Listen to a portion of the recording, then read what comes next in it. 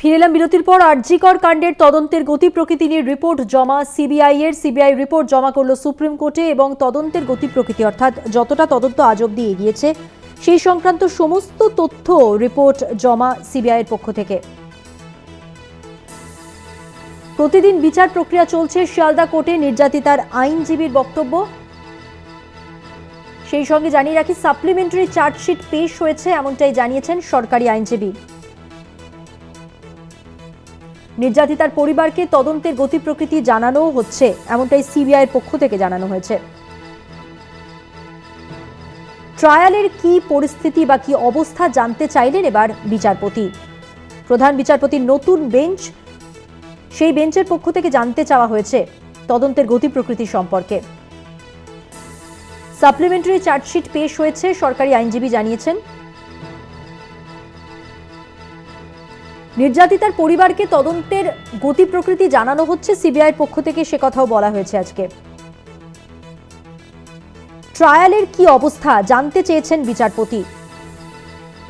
দেশের নতুন বিচারপতি হিসেবে, প্রধান বিচারপতি হিসেবে সঞ্জীব খান্না দায়িত্ব নেওয়ার পর তাঁর বেঞ্চে এই প্রথমবার উঠতে চলেছে আজকের মামলা এবং তিনি আজকের এই নতুন বেঞ্চের পক্ষ থেকে সওয়াল করেছেন। নির্যাতিতার পরিবারকে যে তদন্ত সম্পর্কে সমস্ত তথ্য দেওয়া হচ্ছে, জানানো হচ্ছে তদন্তের গতি প্রকৃতি, তা সিবিআই এর পক্ষ থেকে আজ শীর্ষ আদালতকে জানানো হয়েছে। বিচারপতি এবার প্রশ্ন করেছেন, বা যেমনটা আপনাদের বলছিলাম যে নতুন যে বেঞ্চ তার পক্ষ থেকে জানতে চাওয়া হয়েছে ট্রায়ালের কি অবস্থা, কোন অবস্থায় রয়েছে এই মুহূর্তে ট্রায়াল।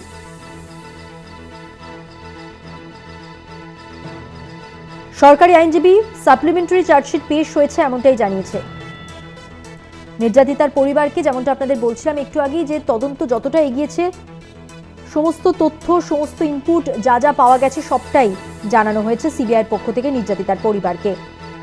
এখন বিচারপতির প্রশ্ন, ট্রায়ালের কি অবস্থা।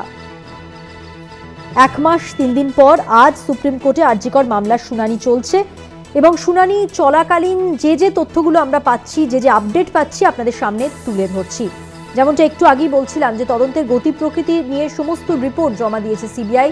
সেই সঙ্গে সিবিআই এটাও দাবি করেছে যে এখনো পর্যন্ত যা যা হয়েছে, তদন্ত যতটা এগিয়েছে সবটাই কিন্তু নির্যাতিতার পরিবারকেও তারা আপডেট দিয়েছেন।